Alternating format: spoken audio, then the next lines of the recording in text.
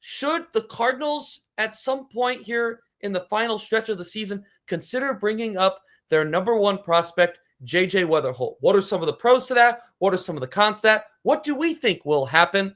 And then the remainder of the episode. Last week we had our NFL season preview. Well, we're sticking with the gridiron talk this week. Once again, we are going to be diving into college football preview for the 2025 season, which is set to get underway this very weekend. Cannot wait for the action to get going once again. There's some exciting games here coming up in the next couple of days, and TJ Williamson once again will be joining us once we hit the college football talk. So super excited to have TG Boy joining us here once again. Dylan, looking forward to getting this one underway, and shall we get to it? Let's do it, baby. Perfect. All right, we'll take a very quick pause. When we return, Cards Talk right here on the Lou Sports Talk podcast presented by STL Sports Central.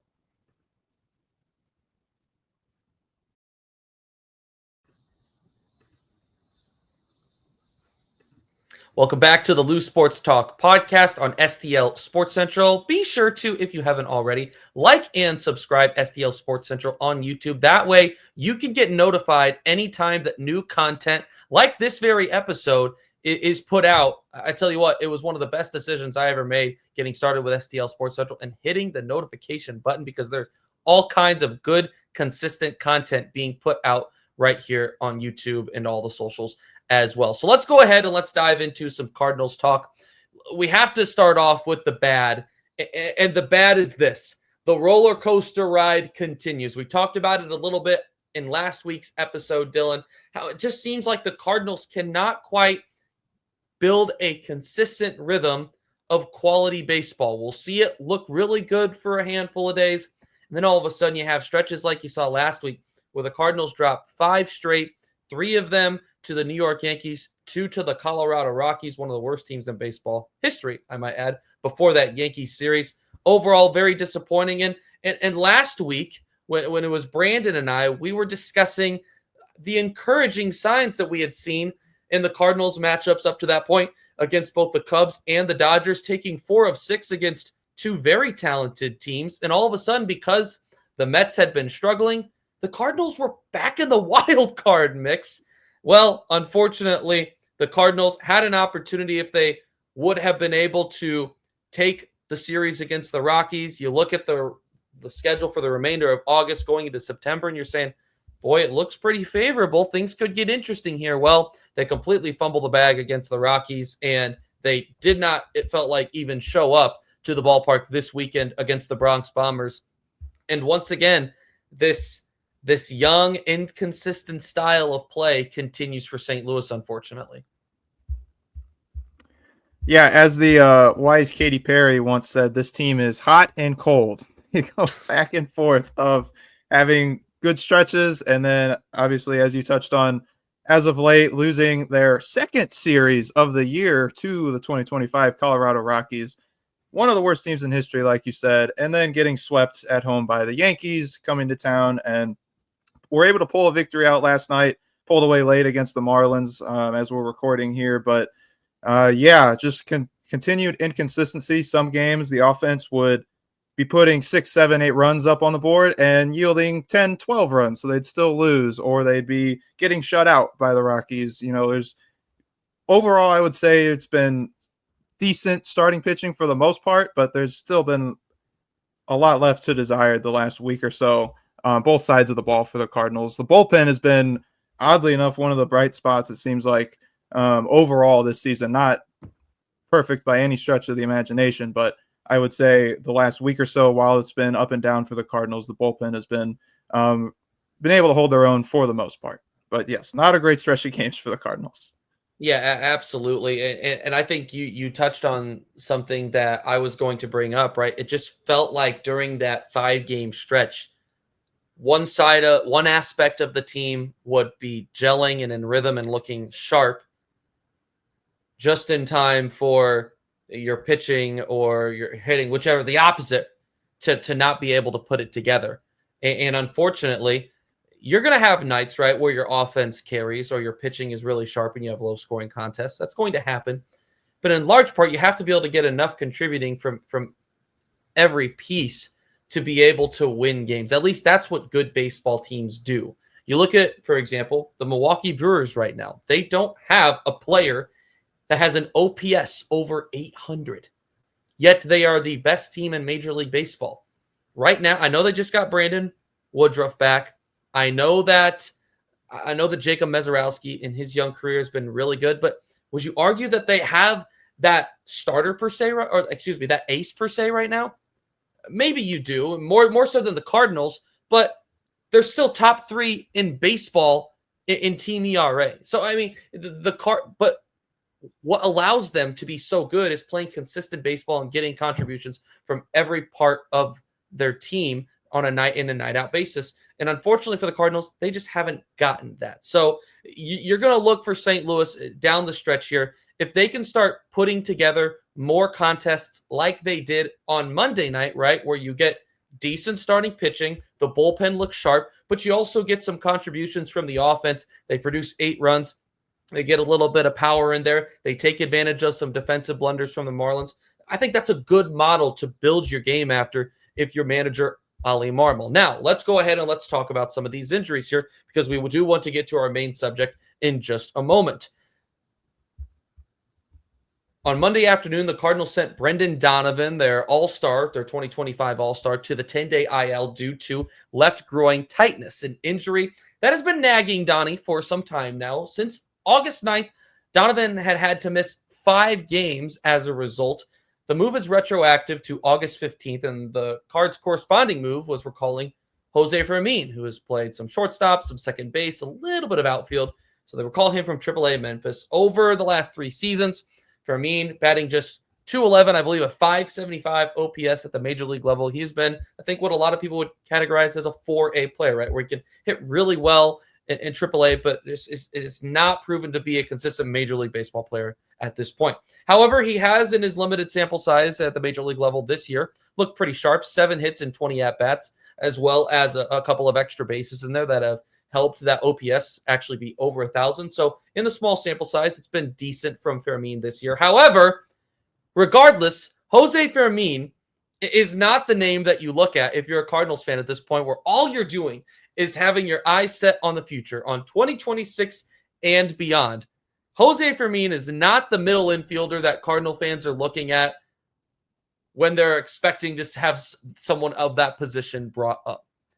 J.J. Wetherholt, on the other hand, who plays the middle infield as well as third base for the Cardinals, has been blasting the baseball in AAA Memphis. 26 games as we record, a .310 batting average, 9 home runs, a on-base percentage over 400. His OPS is 1,073 as we sit here today. Those 9 home runs, well, he's hit 9 in his entire minor league career, but combined between this year and last year in single A and double A. So the power has been unlocked over these past 3 to 4 weeks with the Memphis Redbirds. And Dylan, a lot of people, I think, were hoping that this would be the time that you would get to see J.J. Wetherholt. I'm curious, are you surprised? Are you disappointed? Did you expect this? What are your thoughts overall on the Cardinals' decision to, at least for now, not go ahead and recall their number 1 prospect? Yeah, I would say it'd be hard not to be disappointed, right? If you're all of Cardinal Nation, it feels like is ready to see this guy at the major league level. I mean, he had the potential to be a number 1 overall draft pick just a year ago. And yeah, I mean, you look at how he's ripping the cover off the ball in Memphis, and this really seemed like the moment, like you said, because the conversation up to this point has been, okay, well, where are you going to put him? Because you have Brendan Donovan at second base as your long-term second baseman. And so I know there were some conversations, I mean, speculation, not from the team, but speculation of, okay, would they move Donovan to third and bring Wetherholt up eventually? But this is as clear of an opportunity as I feel like there would have been having an injury to your starting second baseman in Brendan Donovan to see J.J. Wetherholt. And so I don't know how, I guess, yes, it is surprising, but it also, if you go back and listen to John Mozeliak's, some of his interviews from earlier in the season, it doesn't seem like he's in any hurry to get J.J. Wetherholt up at the major league level. My question would be: is this more so to do with not wanting to rush development, even though he's clearly doing well in AAA, or do you think it's more of a is there any financial aspect to this, to where okay, the sooner we bring him up, the sooner we would theoretically have to pay him down the line, a larger contract? Do you think that factors into this at all, or you think this is purely a development question?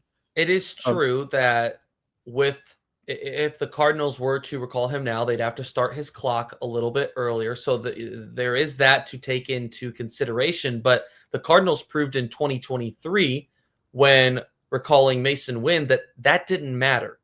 What mattered, right, was the development of, at the time, their number one prospect. And we know how everything turned out with Mason Wynn. The end of 2023 was not good for him. I think he batted a $174, and it was pretty bumpy. But boy, how that stretch of a month, 2 months, somewhere in between there, ended up contributing, I think, to him being able to hit the ground running in 2024. And you've seen what he has been able to be offensively the last couple of years.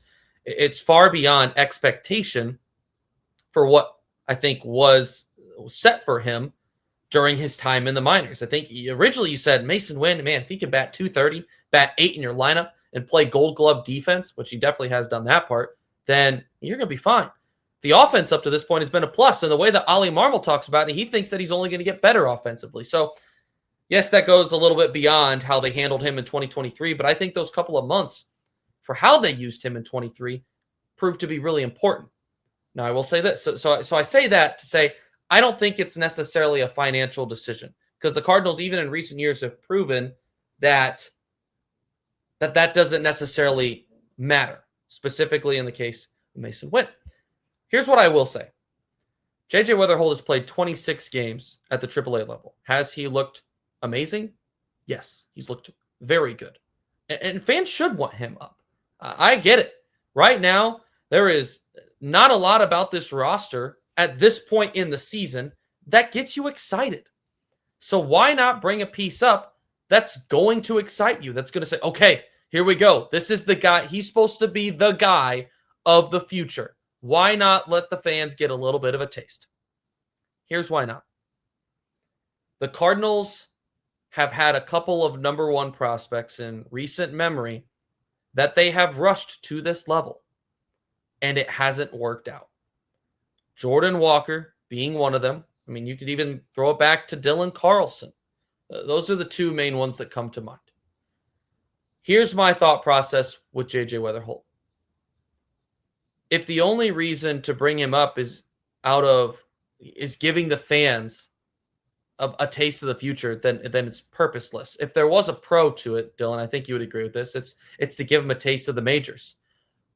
But who is going to be affected by that if you do give him that opportunity? Now, this would have been the perfect time if they were going to do that. This, in my opinion, tells me that they aren't going to do it this year. Because if there would have been a time to do it, it would have had to be because of an injury where an everyday spot would have opened up. And this would have been an opportunity for J.J. Wetherholt to play every day. Once Donovan's healthy, where are you going to play J.J. Wetherholt? He won't play at second because that's Donnie every day. Shortstop's Mason Wynn for the next however many years. Third base, well, they're trying to get Nolan Gorman as many reps as they can right now to figure out if he's going to be a part of the future or not. He's been really good also at the plate the last 2.5 months or so. He's got an OPS in the mid-800s. He's tied for the team lead in home runs. His walk rate is up. There's a lot of things about Nolan Gorman that are working really well right now, and I'm very encouraged by. Well, let's say, what if you want to move Brendan Donovan to the outfield? Well, Brendan Donovan hasn't played in the outfield for a good chunk of the season. You also already have corner outfielders that you're wanting to continue getting opportunities. Lars Nootbaar's out there. You got to find a spot for Alec Burleson. Jordan Walker as well. There is so much redundancy on this roster that I don't think it makes sense, unless there were to be an injury, to bring up a guy like J.J. Wetherholt. Well, then you're saying, Ethan, there is an injury right now. J.J., this is the time. I don't think the Cardinals want to rush him. I don't think they want to rush him. I think that they would rather play it safe. You're not going to hurt J.J. Wetherholt's development by letting him play the remainder of the season in AAA. I know fans don't want to hear that, and I know that he's looked really good, but I'll say this. It hasn't even been a month. How many players this year have you watched play for a month and you're like, oh, yeah, I got a beat on them. I know what they're doing. That's what they are. It just doesn't happen, especially for young players. I would be really surprised if the Cardinals were to bring J.J. Wetherholt up at this point. And honestly, I'm okay with it because if the Cardinals don't hit with Wetherholt, then how much longer does it extend this period of rebuilding, resetting? I think at least a chunk because you expect him to be that middle of the lineup guy. That's what you expect him to be, a 2 guy, a 5 guy in your lineup. So I know I just threw a word salad on you, Dylan. What are your thoughts? I am okay with them not recalling him. Do you agree with that? Do you disagree with that? I want to hear your thoughts. I agree with it for the most part because, like you said, there's not really an advantage to bringing him up right now if you're so far, removed from potential playoff contention. I mean, it's not like, yeah, we need this guy for a playoff push.